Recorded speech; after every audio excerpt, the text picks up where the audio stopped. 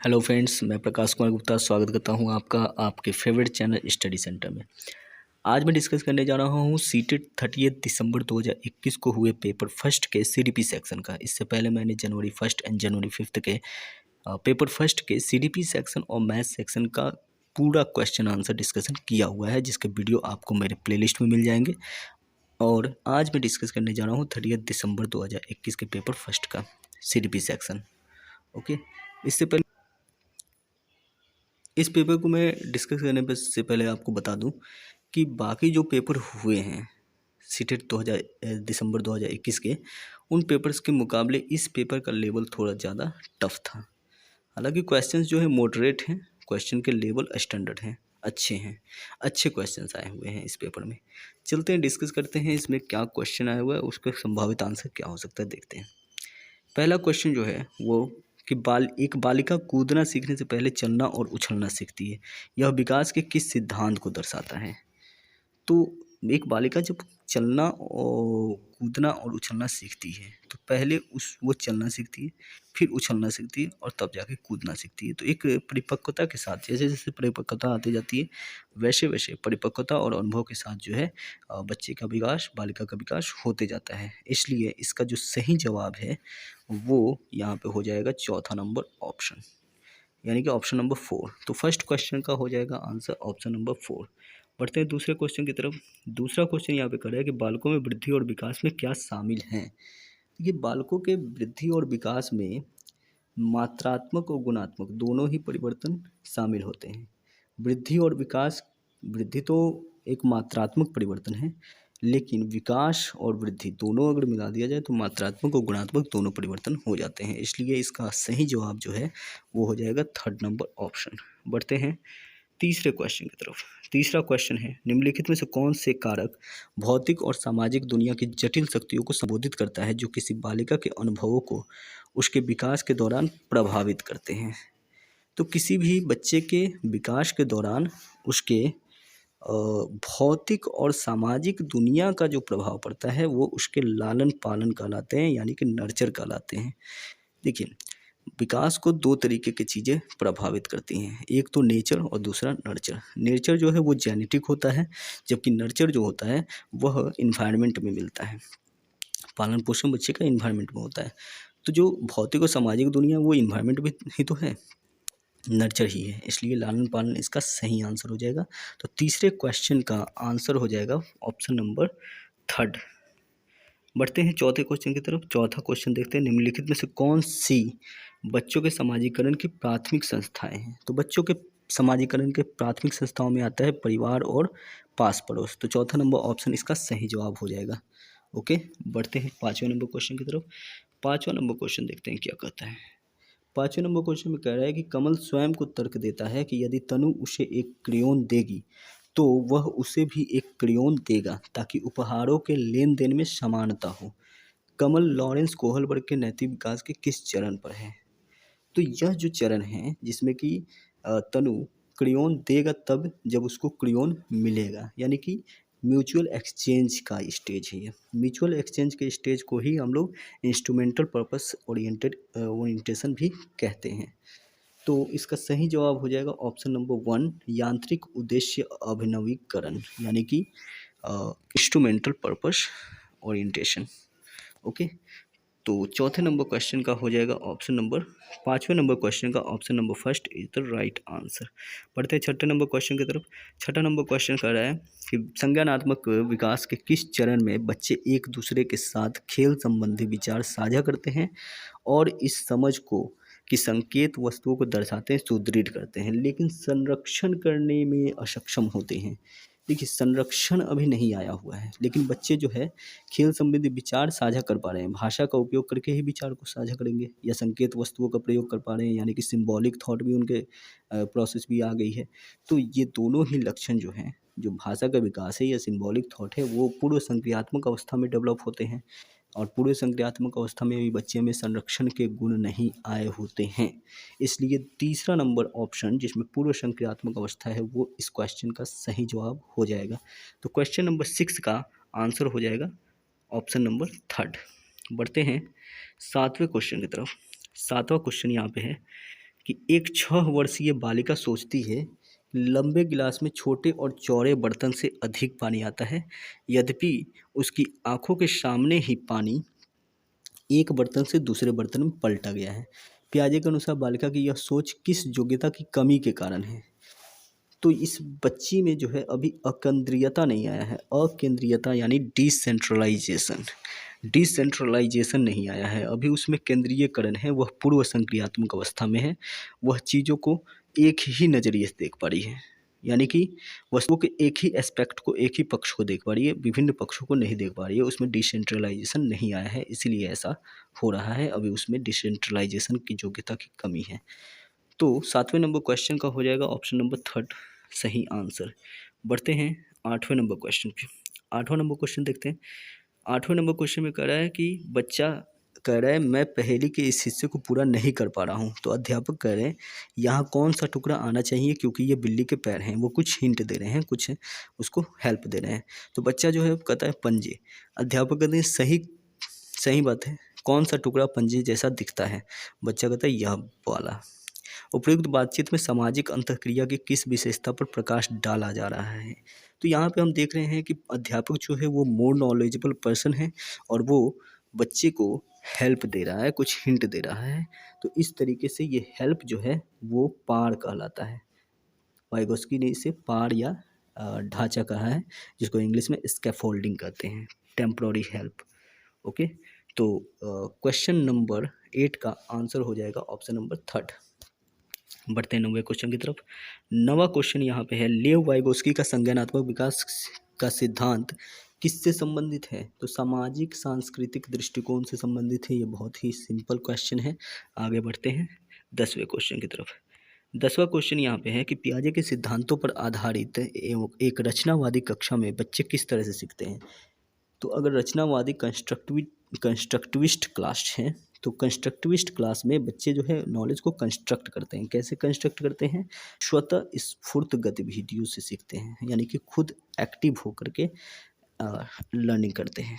Okay, आगे बढ़ते हैं और 11वें नंबर क्वेश्चन पे। 11वां नंबर क्वेश्चन कर रहा है कि हार्वर्ड गार्डनर के बहुबुद्धि सिद्धांत के अनुसार यदि किसी व्यक्ति में दूसरों के अभिप्राय, भावनाएं और व्यवहार को समझने की योग्यता है तो उसमें निम्नलिखित में से कौन सी बुद्धि कही जाएगी? देखिए, दूसरों के अभिप्राय, भावनाएं और व्यवहार समझने की योग्यता है तो उसके अंदर जो है अंतर वैयक्तिक बुद्धि है। कौन सी बुद्धि है? अंतर वैयक्तिक, अंतर वैयक्तिक बुद्धि है, जो कि ऑप्शन में यहाँ पे हिंदी में आपको नहीं देखने को मिल रहा है। ओके, हाँ देखिए, चौथे नंबर ऑप्शन में दिया है अंतः वैयक्तिक बुद्धि। अंतः वैयक्तिक बुद्धि तो होता है इंट्रापर्सनल, इंग्लिश में इंट्रापर्सन बोलते हैं। ये अंतः वैयक्तिक जो होता है वह अपने आप को जानने में हेल्प करता है। अंतर वैयक्तिक बुद्धि होता है जो दूसरों के भावनाओं, दूसरों के अभिप्राय और दूसरे के व्यवहारों को समझने में हेल्प करता है। तो अंतर वैयक्तिक आपको चौथे नंबर ऑप्शन में नहीं मिल पा रहा है, किसी भी ऑप्शन में नहीं दिया हुआ है। और अगर अंग्रेजी में देखें, इसका इंग्लिश ट्रांसलेशन, तो चौथे नंबर ऑप्शन में आप साफ देख सकते हैं, चौथे नंबर ऑप्शन में दिया हुआ है इंटरपर्सनल। इंटरपर्सनल का मतलब होता है अंतर वैयक्तिक, तो इसलिए चौथा नंबर ऑप्शन ही सही माना जाएगा।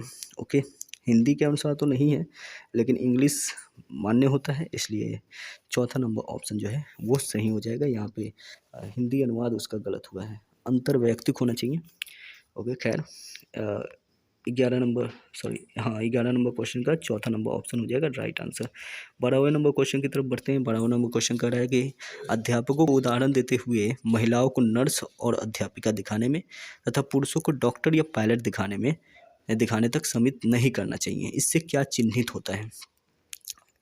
देखिए, इस क्वेश्चन का भी अनुवाद सही से नहीं हुआ है। अगर इंग्लिश में आप देखें तो इंग्लिश में ज़्यादा बेटर समझ में आएगा।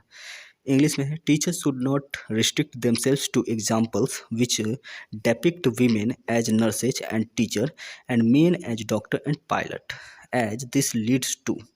टीचर को जो है ऐसे चीज़ों को जो है ऐसे चीज़ों को नहीं दिखाना चाहिए कि वीमेन जो है वो नर्स और टीचर के रूप में दिखाएं, मेन को डॉक्टर और पायलट के रूप में दिखाएं, यानी कि मेन और वीमेन को अलग अलग भूमिकाओं में उनके जो सामाजिक सोच है, एक रूढ़िवादी सोच है, उस सोच के अनुसार जो है उसी भूमिका में दिखाएं। ऐसा नहीं करना चाहिए टीचर को। क्यों नहीं करना चाहिए? क्यों नहीं करना चाहिए? इसलिए नहीं करना चाहिए क्योंकि ये लीड करता है किस चीज़ को, जेंडर स्टेरियोटाइप को। यानी कि इसका आंसर जो है वो दूसरा नंबर ऑप्शन हो जाएगा, जेंडर स्टेरियोटाइपिंग। ओके, तो हिंदी में अगर बताएं तो हिंदी में इसका आंसर हो जाएगा जेंडर रूढ़िवादिता। जेंडर रूढ़िबद्धता इसका सही आंसर हो जाएगा। बढ़ते हैं अगले क्वेश्चन की तरफ, 13वें नंबर क्वेश्चन में। 13वें नंबर क्वेश्चन में कह रहा है कथन और कारण दे रहा है। तो पहले कथन पढ़ते हैं। कथन है, बच्चों के भाषाई विकास के लिए प्राथमिक स्तर की कक्षाओं में मुद्रित समृद्ध परिवेश आवश्यक है।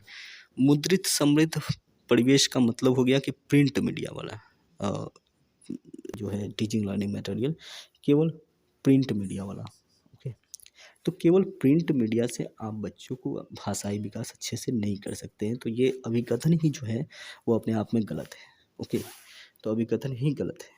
कारण देखते हैं, भावनाओं की अधिगम में महत्वपूर्ण भूमिका होती है। ये इमोशंस की लर्निंग में जो है भूमिका हल्की फुल्की प्रभाव तो होते हैं, लेकिन भूमिका कुछ खास नहीं होती है, इसलिए कारण भी गलत है। तो इसका सही जवाब जो है वो हो जाएगा कि अभिकथन और कारण दोनों ही गलत है, ए और आर दोनों ही गलत है। चौथा नंबर ऑप्शन इसका सही जवाब हो जाएगा। ओके, तो चौथा नंबर ऑप्शन इसका सही जवाब हुआ। बढ़ते हैं अगले क्वेश्चन की तरफ। अगला क्वेश्चन है 14वां नंबर क्वेश्चन।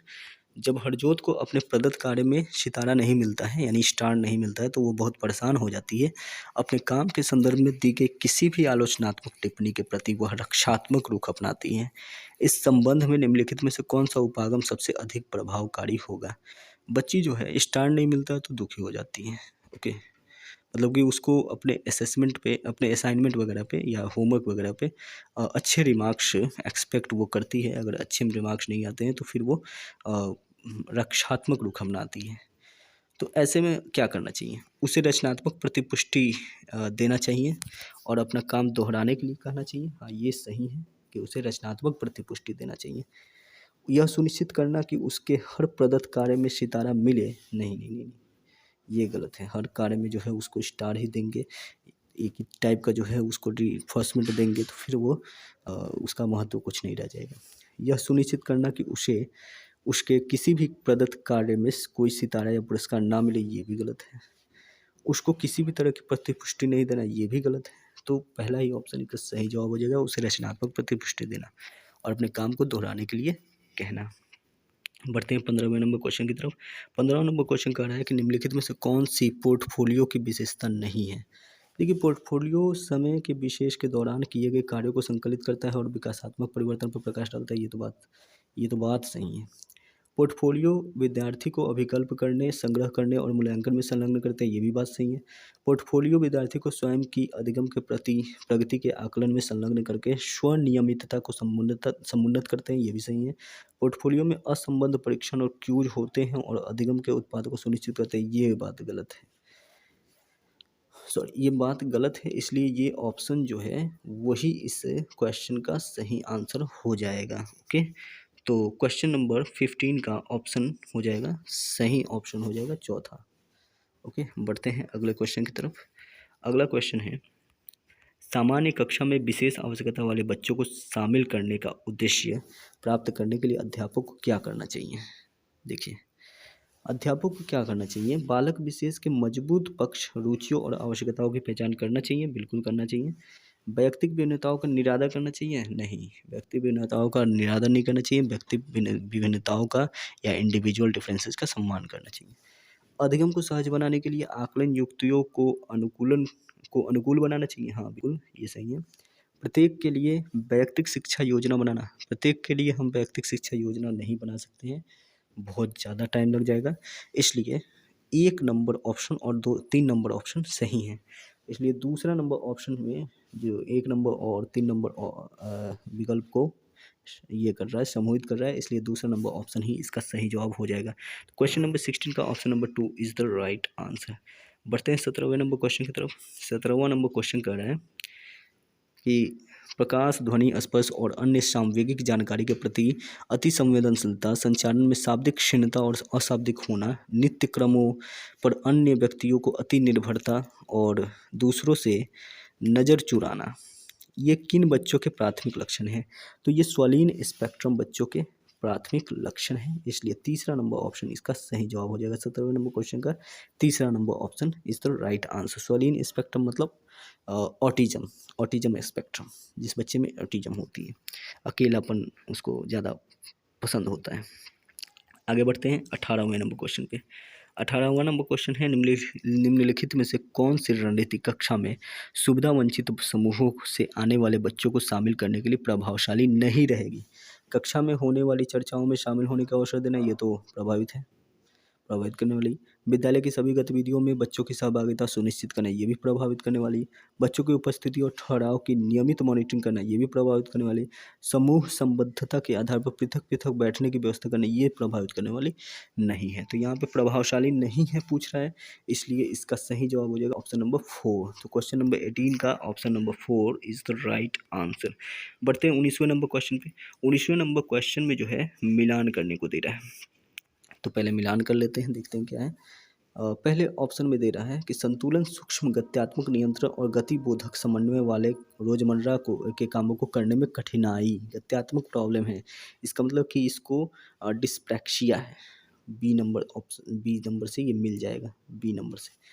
और दूसरा नंबर है वह दिव्यांगता जो संबद्धता, एक सेकेंड फिर से मैं क्लियर करके यहाँ पर ड्रॉ कर दूँ, बी का मिलान 2 से 1 से हो जाएगा। दूसरा नंबर है वह दिव्यांगता जो संबद्धता के साथ लिखने की योग्यता को प्रभावित करती है। लिखने की योग्यता डिस्ग्राफिया है, लिखने की अयोग्यता जो है वो डिस्ग्राफिया है। तो अभी डिस्ग्राफिया जो है वो सही जवाब, इसका मिलान हो जाएगा। और वह दिव्यांगता जो शिक्षार्थी के गणितीय गणनाओं से संबंधित, सी का जो है तीसरा ही हो जाएगा।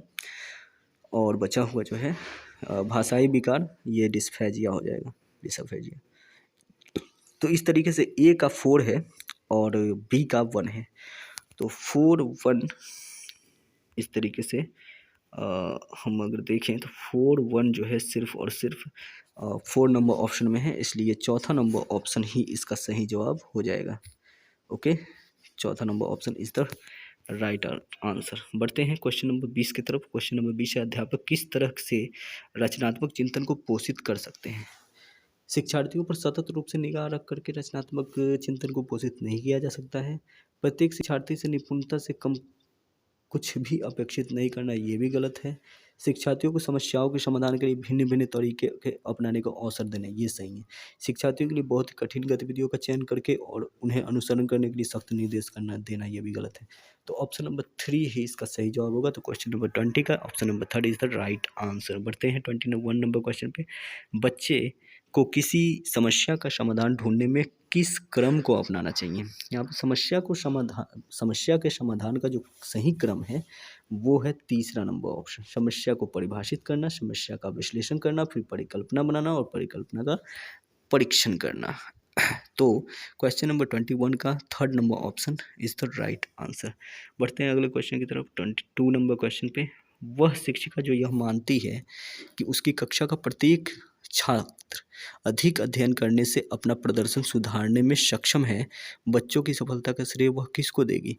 क्योंकि वह जो है अधिक परिश्रम को अध्ययन के प्रदर्शन में सुधार का साधन मानती है। इसका मतलब है कि वह एफर्ट्स को ज़्यादा महत्व देती है, यानी कि बच्चे के प्रयत्न को ही वह सफलता का श्रेय देंगी। ओके, तो 22 नंबर क्वेश्चन का ऑप्शन नंबर 2 सही जवाब हो जाएगा। 23rd नंबर क्वेश्चन का देखते हैं। एक अध्यापक को बहुत अधिक अपेक्षाएं किससे रखनी चाहिए। देखिए, एक अध्यापक को केवल प्रतिभाशाली विद्यार्थी से ही अधिक अपेक्षाएं नहीं रखनी चाहिए। जेंडर और वर्ग को ध्यान में नहीं रखते हुए सभी विद्यार्थियों से ही समान अपेक्षाएं रखनी चाहिए। विशेष श्रेणी से संबंध विद्यार्थियों को छोड़कर सभी विद्यार्थियों से, ये भी गलत हो जाएगा। भिन्न भिन्न विषयों में लड़कों लड़कियों से अलग अलग अपेक्षाएं रखनी चाहिए, ये भी गलत है। ओके, जेंडर बियास नहीं करना है, या किसी भी लेवल पे, किसी भी मतलब क्राइटेरिया पे, किसी भी आधार पे, बेस पे हम लोग डिस्क्रिमिनेशन नहीं कर सकते हैं। ओके, बढ़ते हैं अगले क्वेश्चन की तरफ। अगला क्वेश्चन 24th नंबर क्वेश्चन है किस दृष्टिकोण के अनुसार अधिगम एक सक्रिय और सामाजिक प्रक्रिया है। तो ये तो आपको सामाजिक संरचनावादी दृष्टिकोण हो जाएगा इसका सही जवाब, क्योंकि सामाजिक संरचनावादी दृष्टिकोण जो है अधिगम को सक्रिय और सामाजिक प्रक्रिया मानता है। तो 24वें नंबर क्वेश्चन का option number first is the right answer. बढ़ते हैं 25वें नंबर क्वेश्चन पे। 25वें नंबर क्वेश्चन में है कि पीटर कहता है मैं असफल हूँ क्योंकि मैं मूर्ख हूँ, और इसका मतलब है कि मैं हमेशा ही असफल होऊंगा। यह क्या दर्शाता है? बच्चे का अपसारी चिंतन नहीं दर्शाता है। इसमें कोई बच्चा जो है अलग अलग दिशाओं में सोच ही नहीं रहा है। वह तो एक मतलब मन में एक गढ़ लिया है, रूढ़िबद्धता यहाँ पे हो गई है। मन में ये मान चुका है कि हमसे कुछ हो ही नहीं सकता है, मैं सफल हो ही नहीं सकता हूँ। तो ये जो है अपसारी चिंतन नहीं है। स्वतः यथार्थता ये भी नहीं है। उपलब्धि परिपक्वता ये भी नहीं है। सीखी गई निस्सहायता है ये, सीखी गई बेचारगी है, हेल्पलेसनेस है ये। एक तरह से बच्चा जो है ये सोच चुका है, लर्न कर लिया है कि हम हेल्पलेस, हमसे कुछ नहीं हो पाएगा। तो ये जो है 25वें नंबर क्वेश्चन का ऑप्शन नंबर 4 हो जाएगा इसका सही जवाब। अगले क्वेश्चन पे बढ़ते हैं। 26वें नंबर क्वेश्चन में राष्ट्रीय शिक्षा नीति 2020 के अनुसार डैश का प्रयोग डैश को प्रोत्साहित करने के लिए करना चाहिए। कंठस्थीकरण का प्रयोग नहीं, कंठस्थीकरण इसमें भी ये नहीं होगा। अनुभव जनित अधिगम और समालोचनात्मक चिंतन, हाँ ये सही है। अनुभव जनित अधिगम का प्रयोग करना चाहिए ताकि क्रिटिकल थिंकिंग, समालोचनात्मक चिंतन जो है वो प्रोत्साहित हो सके। अनुभव जनित अधिगम प्रत्यास्मरण है, इसलिए ये गलत हो जाएगा। ओके, तो तीसरा नंबर ऑप्शन इसका सही जवाब है। 26वें नंबर क्वेश्चन का option number 3 is the right answer. बढ़ते हैं 27वें नंबर क्वेश्चन पे। 27वें नंबर क्वेश्चन में कह रहा है कि विद्यार्थियों के अधिगम में उन्नति होने की संभावना कब है? कब है देखते हैं जरा। अधिगमकर्ताओं के व्यक्तिगत और सांस्कृतिक अंतरों को ध्यान में नहीं रखते हुए प्रत्येक को एक समान अध्ययन सामग्री दे दीजिएगा तो फिर विकास नहीं हो पाएगा, फिर उन्नति नहीं हो पाएगी। अध्ययन सामग्री को संकलनात्मक ढांचे में सुव्यवस्थित करना। संकलनात्मक मतलब संप्रत्यात्मक यहाँ पे होना चाहिए। संप्रत्यात्मक ढांचे में सुव्यवस्थित करना यानी कंसेप्चुअल फ्रेम में सुव्यवस्थित किया जाए तो ये सही जवाब हो सकता है। अध्ययन सामग्री को जानकारी के छोटे असंबंधित अंशों में विभाजित किया जाए, इसलिए ये गलत हो जाएगा। असंबंधित अंशों में हम विभाजित नहीं कर सकते। अध्ययन सामग्री में परिभाषाओं की सूची हो जिसमें कोई भी उदाहरण नहीं हो, ये गलत है। ओके, तो दूसरा नंबर ऑप्शन ही यहाँ पे सही है, इसलिए 27वें नंबर क्वेश्चन का ऑप्शन नंबर 2 हो जाएगा राइट आंसर। बढ़ते हैं 28वें नंबर क्वेश्चन की तरफ। 28वां नंबर क्वेश्चन देखते हैं क्या कहता है। कह रहे हैं निम्नलिखित में से कौन से अध्यापक अकादमिक अधिगम समय को बढ़ाने में प्रभावशाली होंगे? अकादमिक अधिगम समय को बढ़ाने में प्रभावशाली, तो वह अध्यापक जो कक्षा में अनुशासन बनाए रखने पर केंद्रित है। गलत है। अनुशासन बनाए रखने पर केंद्रित होता है तो फिर वो समय देखेगा, बिल्कुल समय का पाबंद रहेगा। वह अध्यापक जो अपने विद्यार्थियों को बताती है कि उन्हें कोई गतिविधि कब तक पूरी कर लेनी है, वो एक लिमिट, एक समय का सीमा जो है बांध चुकी है, तो ये भी गलत हो जाएगा। वह अध्यापक जो नियमित रूप से कोई एक गतिविधि करती है, दूसरे की सुविधा के लिए उस गतिविधि को रोक देती है और फिर पुनः पहली गतिविधि करवाती है। ओके, तो ये सही जवाब हो जाएगा यहाँ पे। चौथा नंबर ऑप्शन फिर पढ़ लेते हैं फिर भी। वह अध्यापक जो अपने विद्यार्थियों से अपेक्षा करती है कि वे एकदम सीधे बैठें और पूरा ध्यान श्यामपट्ट से नकल उतारने में करें, ये तो बिल्कुल गलत है। तो 3 ऑप्शन गलत हो जा रहा है, तीसरा नंबर ऑप्शन ही सही है।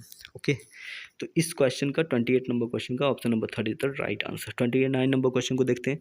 जब कोई विद्यार्थी परीक्षा में असफल होता है तो इसका क्या अर्थ है?